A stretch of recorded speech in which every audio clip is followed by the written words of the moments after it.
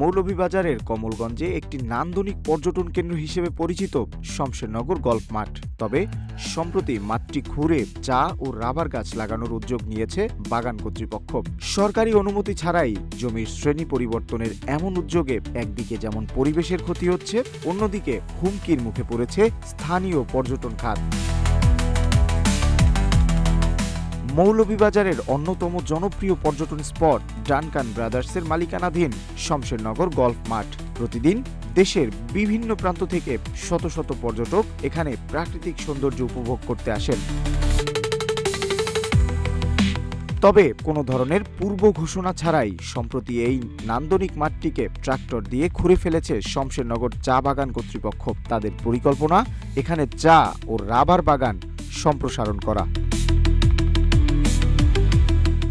জমির শ্রেণী পরিবর্তনের জন্য সংশ্লিষ্ট সরকারি দপ্তরের অনুমতি প্রয়োজন হলেও বাগান কর্তৃপক্ষ তা মানেননি বলে স্থানীয়দের অভিযোগ। এলাকাবাসীর মতে, একটি প্রতিষ্ঠিত পর্যটন কেন্দ্র এভাবে ধ্বংস করার কোনো অধিকার বাগান কর্তৃপক্ষের নেই।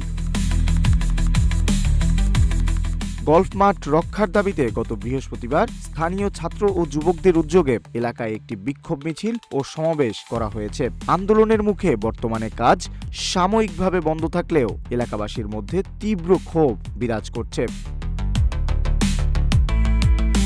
বিষয়টি নিয়ে বাগান ব্যবস্থাপকের সাথে যোগাযোগের চেষ্টা করা হলেও তাকে পাওয়া যায়নি। তবে নাম প্রকাশে অনিচ্ছুক এক কর্মকর্তা জানিয়েছেন, জায়গাটি চা বাগান কর্তৃপক্ষের নিজস্ব জমি। অবাধে পর্যটক প্রবেশের ফলে বাগান ও মাঠের ক্ষতি হওয়ায় ঊর্ধ্বতন কর্তৃপক্ষের সিদ্ধান্তে এই উদ্যোগ নেওয়া হয়েছে।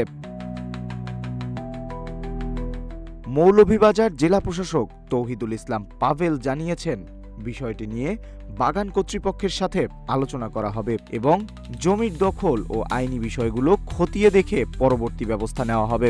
প্রকৃতি আর পর্যটনের এই মেলবন্ধন কি তবে হারিয়ে যাবে বাণিজ্যিক স্বার্থের ভিড়ে? শমশেরনগর গলফ মাঠের সবুজ ঘাস আর পর্যটকদের কোলাহল টিকে থাকবে, সেখানে শুধুই মাথা তুলবে চা গাছ?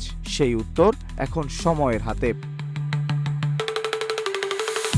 ডেস্ক রিপোর্ট, রূপালী বাংলাদেশ।